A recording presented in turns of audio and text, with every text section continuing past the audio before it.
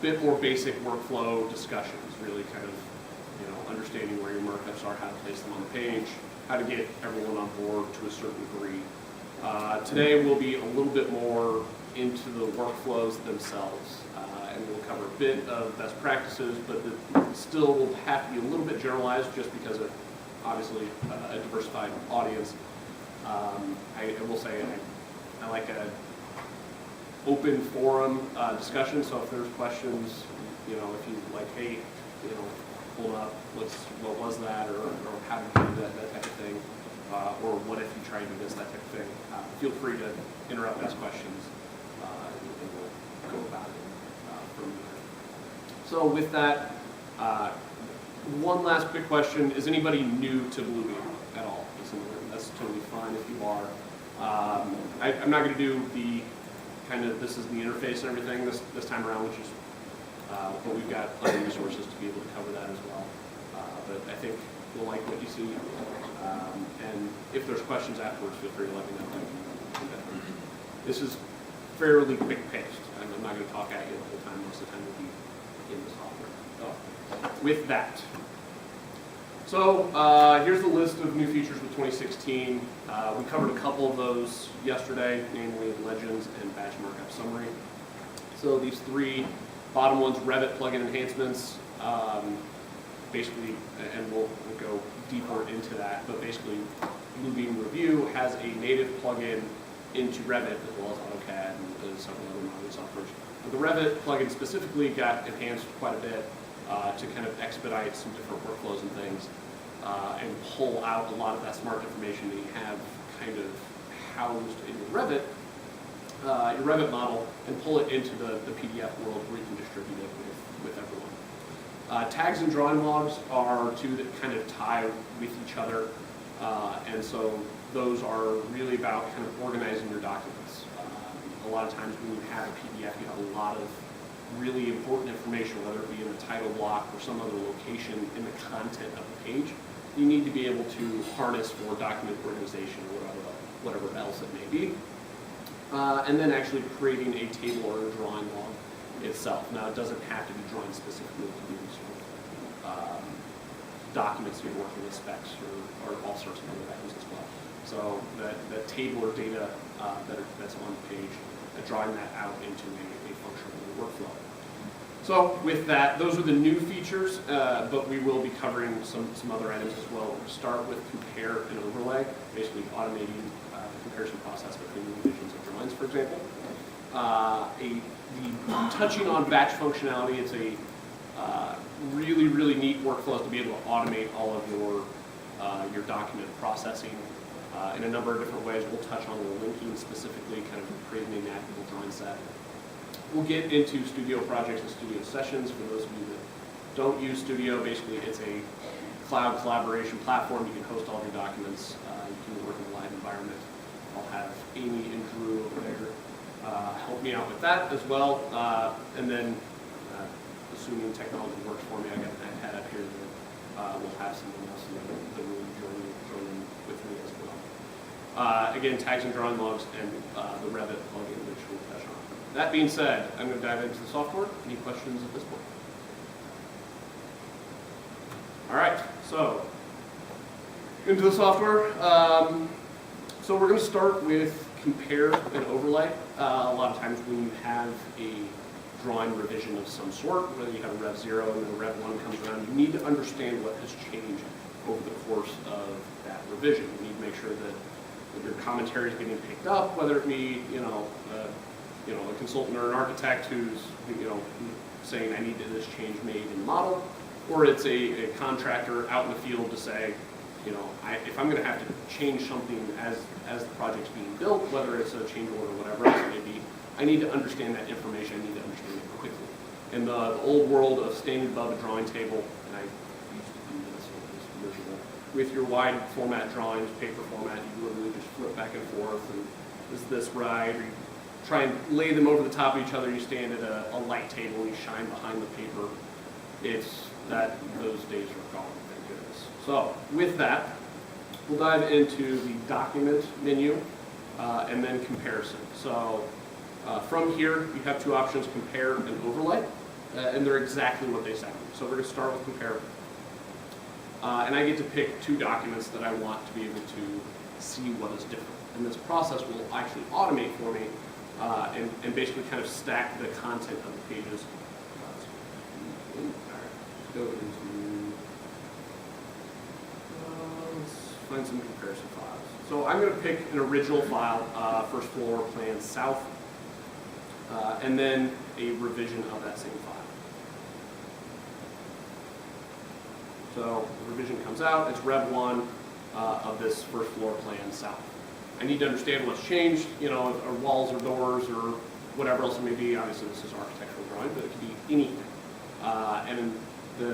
You're going to get better results, I will say, if you have vector-based drawings. And so we had this discussion yesterday, but the more vector-based information you have on the page, the more exact the computer can get and the better that comparison process can go. Now, I'm going to actually leave the split screen and synchronize on. And basically what it's going to do is run this comparison for me, split the screen and tell me what's different, highlight all the cloud all those changes for me, and have these 2 versions. So in a couple seconds, you'll see that I have red clouds here. Those were not there before on those revisions. If I zoom in, you'll see that I can actually compare what has changed over the course of it. Now, there seems to be some changes throughout this process, so I'm going to actually come down to the corner at the bottom and click through and see all these changes. So it can be something as minor as a wall detail that was changed in Revit that would be very, very hard to pick up on a PDF format, or it can be something as obvious as the name of the room was either added or deleted. So it's really kind of getting down to the nitty-gritty of the text, the lines, and really kind of comparing that at a very deep level. Now, for example, this entire room, this STG-115F, was removed, as well as these walls and some details over here. It's picking up that, for example, those dimensions have removed as well. And so it's clouding that for me and allowing me to literally just, at a click of a button, find those changes. Now, in this case, there's been, in this drawing, this actual project, there were 5 revisions between Rev 0 and Rev 1 that were all captured as well. So there's going to be a lot of changes on this page. But that process, again, is all automated for me. And the better information you have up front before you do something actionable, the better. I think that's something here first. Just work on multiple sheets? Yes. So, that's a fantastic question. So I showed it one at a time. I'm not going to show it, but I will show you where it is. Under File and Batch, there's an extreme-only feature that will allow me to do that on an entire drawing set all at once. So I click the button, it will basically just run a report for me, hyperlink to each one of those locations, and basically tell me how many changes were included in each drawing. I'm sorry. You good? Okay. Good. When, if you have, we use this is the holy grail of, we buy the tool just for this ability. Sure. When we do full run PDFs that are all combined, it's a single PDF with multiple pages. We use this tool, we leverage it every time that we do file upgrades between versions. So we have the project teams export the entire set of every sheet, whether or not it's printed in the set or not, and we dump it to PDFs, and then post upgrade, because Revit sometimes has objects that may become whatever, which will force dimensions to change or line styles or other things to occur. And we run this, and I have the teams just go through and boom, here's your thing. So, it's awesome. Good. I'm glad to hear that. Yeah. I guess I've got two different, more advanced questions. Sure. This works great, obviously, when your building hasn't moved on the PDF. Yes. For whatever reason, your building moves. Sure. Is there a way to align that comparison?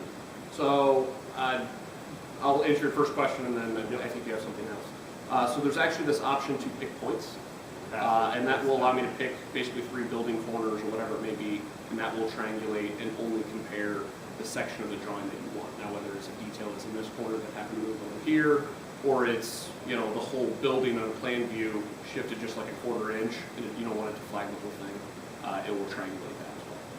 And that might solve my second question. In version A of a drawing, you have a electrical room shown at an 1/8" scale. Version B, you're now 1/4". Yes. Would you use the same? Same exact process, and it actually, it works quite well. Awesome. Yeah, so there is that option as well. The questions at that point? Yeah.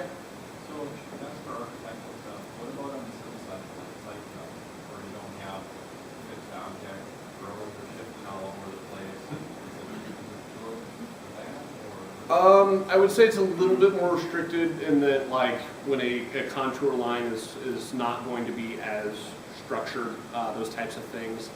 It's gonna, as soon as that contour line starts to deviate at all, it's gonna start flagging it. And so you may end up with a drawing that has a lot of red clouds on it. And so in that case, it's honestly, your better bet is to use the overlay function, which I'll show right now.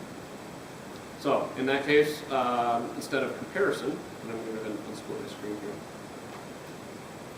I'm gonna run an overlay, which basically will take the content off the page of two different drawings, and this can be different floor plans, it can be different revisions of the same drawing, it can be different disciplines themselves. If you want to do MEP coordination or structural, you want to make sure your columns land on top of your foundations, that type of stuff.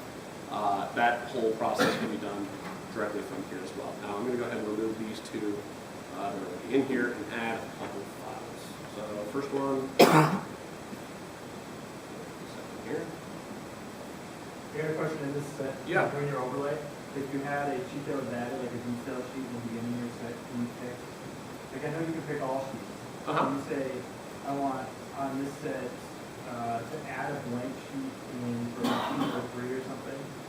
Or is that not? I see what you're saying. So there's the option to say, for example, if you have your sheets aren't individual sheet, or it's not individual sheets, it's combined. Yes.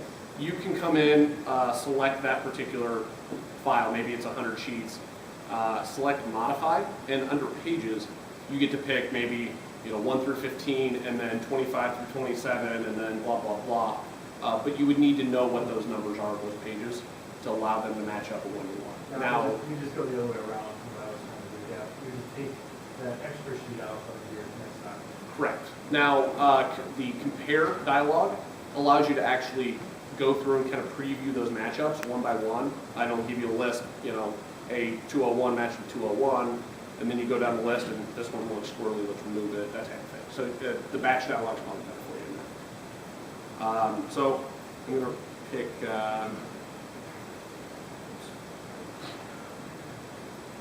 so let's add again, the Rev 1. I'm going to go ahead and add a Rev 0 and Rev 1 of those files.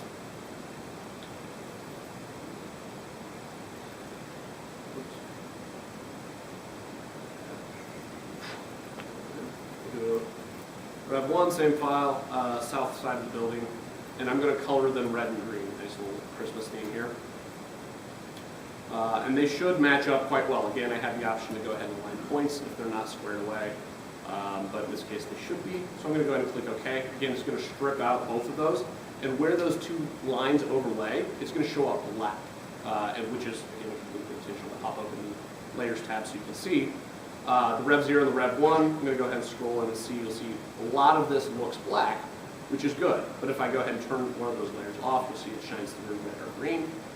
But you'll notice, for example, these lines are not overlaying each other, so I can see the green is here, whereas that door was added or subtracted from the green in that particular space. Now I zoom out, come over here, you'll notice that there was wall rework over here as well.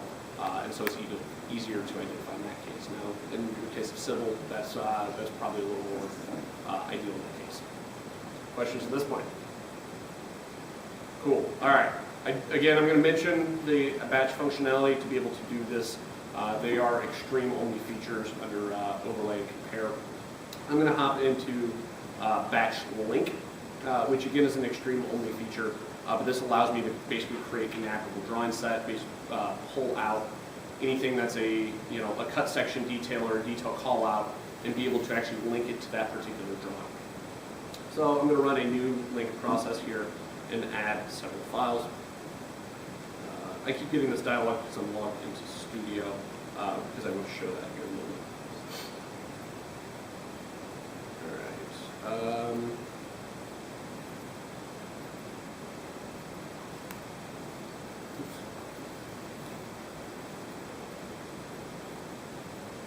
So,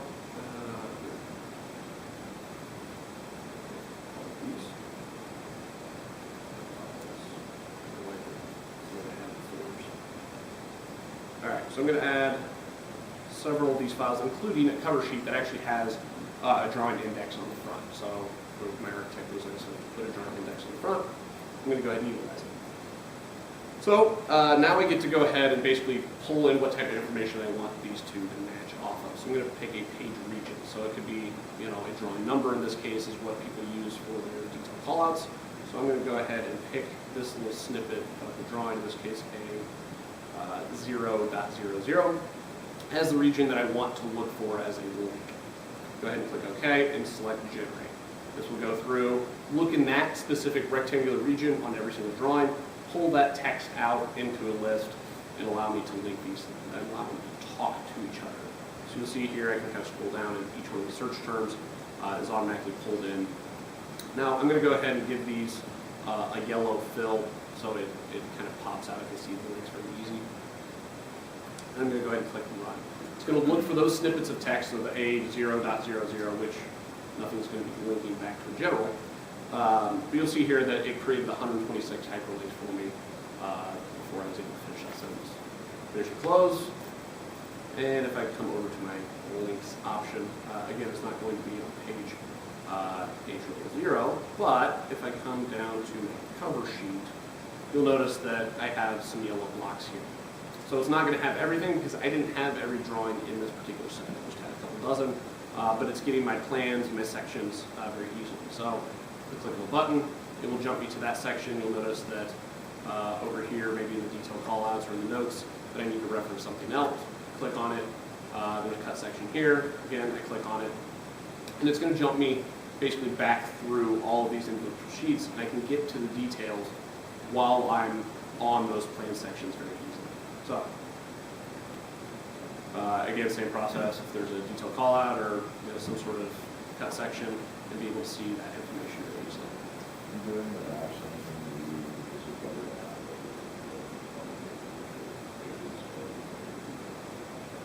It actually doesn't matter one way or the other because the dialog will allow you to pick. You can add all the files, and it will do individual sheets, or you can do an entire folder structure if you want, or it will do combined sets as well.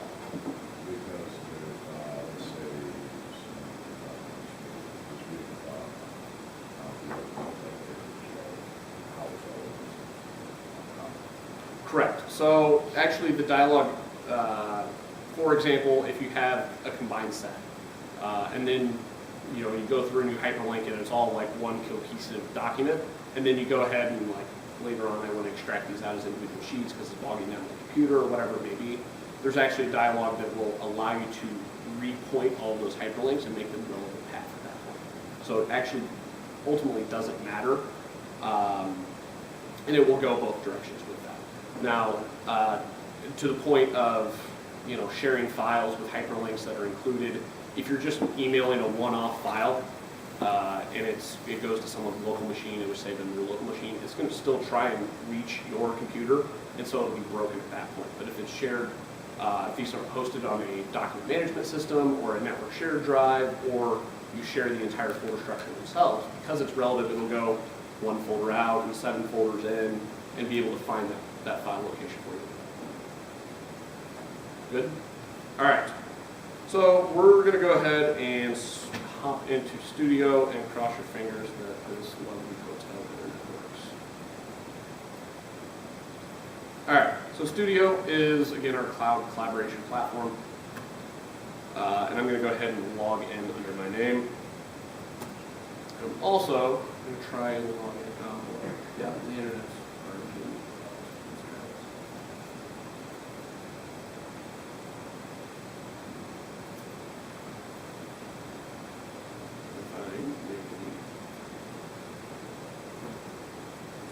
So this one should be working. And what I'm going to do is actually show off, kind of the document management system where I can host all the files.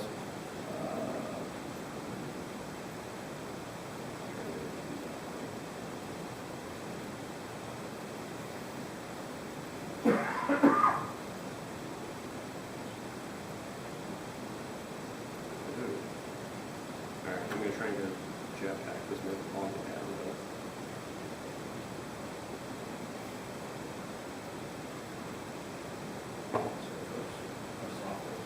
Yeah, I make no promises about regular technology, it seems to break around me, but it's all great. Okay.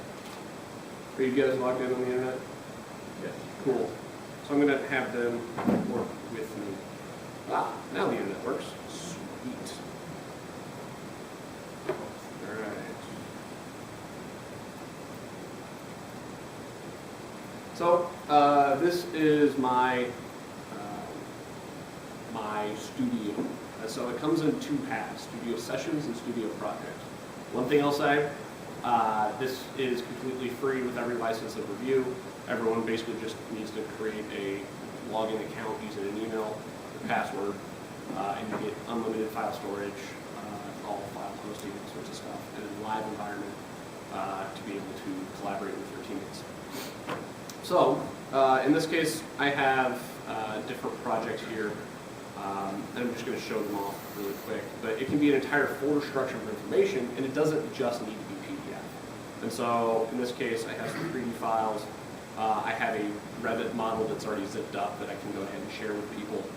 Just with a right click, I can go ahead and share that entire Revit model. And I'll show what that looks like in a second. Actually, I should probably move that back about this. That will take a while. And it'll basically create a unique share link for me that I can go ahead and basically use as an FTP site and send this in an email to someone. And they'll basically get a download prompt to be able to download it. I can share all sorts of different things, files and all sorts of stuff. Or I can go ahead and just access this stuff in the computer. So with just a double click, I can check in and check out files. And so I'm just going to open a particular file. You'll notice it starts in locked mode. Basically all my markups are locked or grayed out. It's in read-only mode at this point. But if I want to mark it up, check it out. And I'm just going to do a cloud just to show what it is. I placed a cloud. Just so you guys can see it nice and bright. Right click, check it back in. I can add a comment. Add a cloud, sure. And that will basically upload immediately available to the rest of the cloud. So what I'm going to do is actually have my team. What I want to do is basically collaborate with them and someone on the iPad. So I'm going to actually pull some files over into what's called a session. Basically, it's a live environment where everyone can be in the same files at the same time. So I'm going to do that from here. I have some original files I need some commentary on. And I'm just going to pull over maybe 5 files here.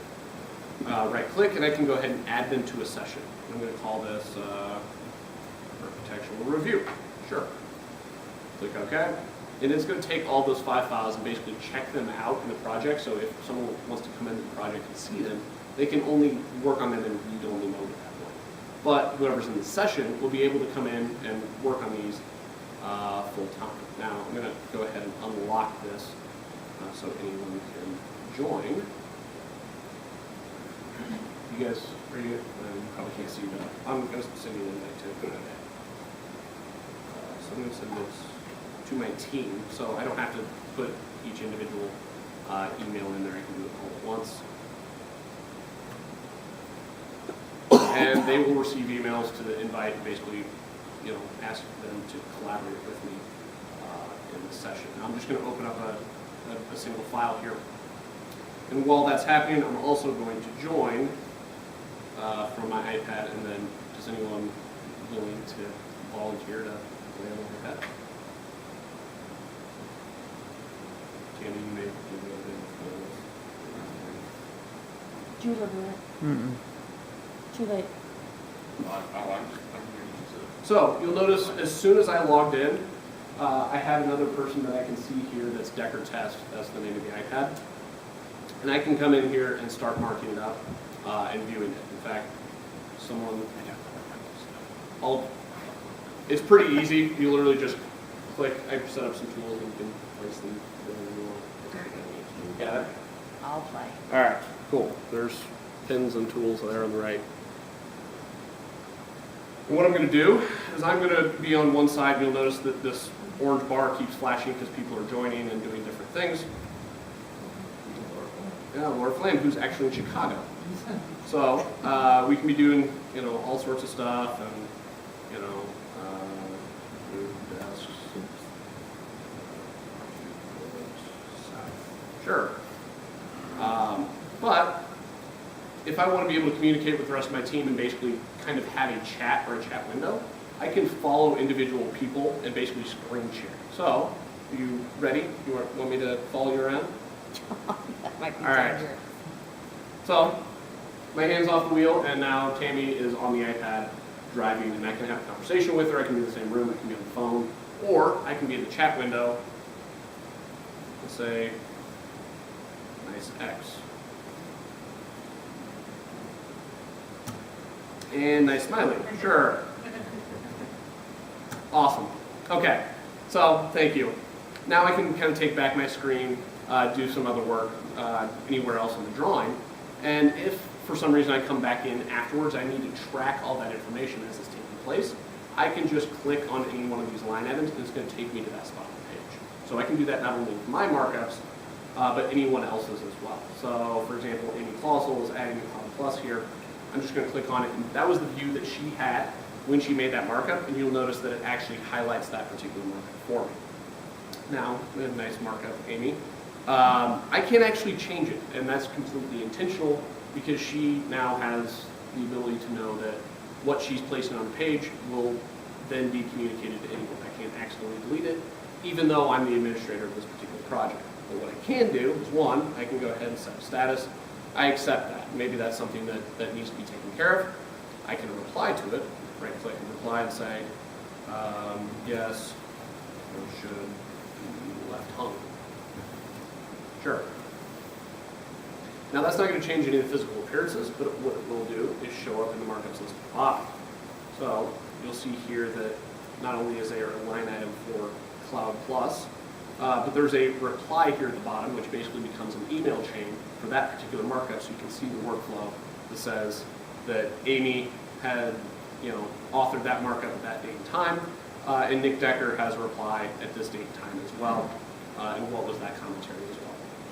So I can also go ahead and right-click and notify people of this change. If this is something that Drew needs to be aware of, or Tammy as well, I can go ahead and alert an attendee, and I can go ahead and pick Decker Test, which is the iPad, and Drew as well. Go ahead and click OK.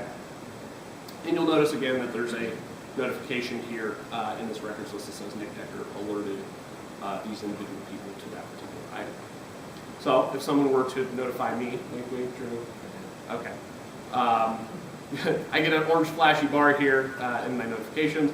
It says Drew has alerted you to this. Now, if I didn't notice that, or if I wasn't logged into review at that time, it's going to give me an email in my inbox as well that says, you've been alerted to this, and this is the location, and I literally just have to click the image in the email, and it's going to launch a review, open that particular document, and take me to that location. Cross my fingers and try that out here in a second. But in this particular case, I'm just going to click on it from here. Oh, beautiful. That's fantastic. Did you expect anything? No, I didn't. I suppose I should have seen that coming.